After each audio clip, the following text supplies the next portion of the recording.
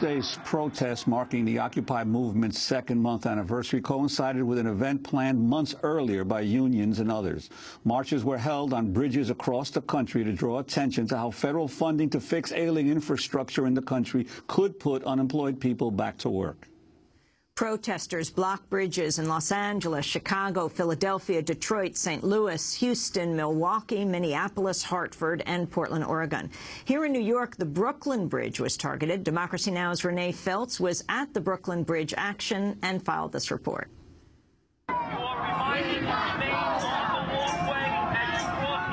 We're here on the entrance to the Brooklyn Bridge, where thousands of people are entering after rallying all day long in several parks around the city. Beside me to my left are a line of police warning people that if they get into the roadway, they could be arrested here on the bridge.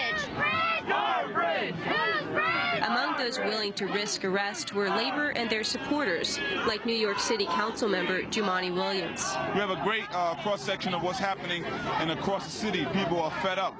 People are tired, and it's just about elected officials like myself, particularly the mayor and the governor, have to harness this energy and make some real policy changes. George Gresham, president of SEIU Local 1199. Our sisters and brothers in labor are here to support the occupation movement.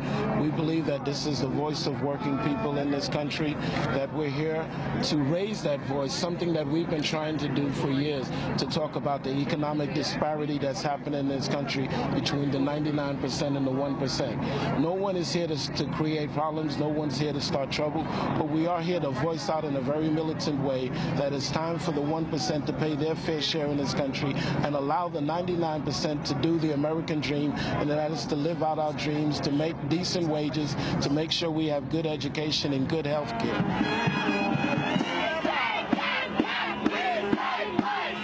Activists say the Brooklyn Bridge is a prime example of the country's crumbling infrastructure that needs to be repaired. This is SEIU President Mary Kay Henry. We think it's really important to get America back to work, so healthcare workers, property service workers, security officers, a lot of members of ours from New York, and there's hundreds of actions going on all across this country because we think there's an economic emergency in this country that can be fixed and millions of people can go back to work and good jobs. We think this bridge represents the 60,000 bridges in this country that need to be fixed right now, along with schools, along with roads, along with broadband, recycling, there's green jobs, there's plenty of work that needs doing. There's lots of people that want to do it, and we want our government and we want employers to get us back to work now.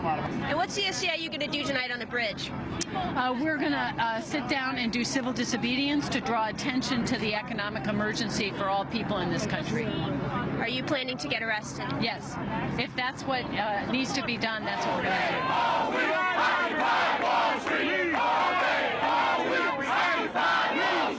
Minutes later, Henry joined scores of her fellow union members and city officials in sitting down in the street to block the entrance to the Brooklyn Bridge. We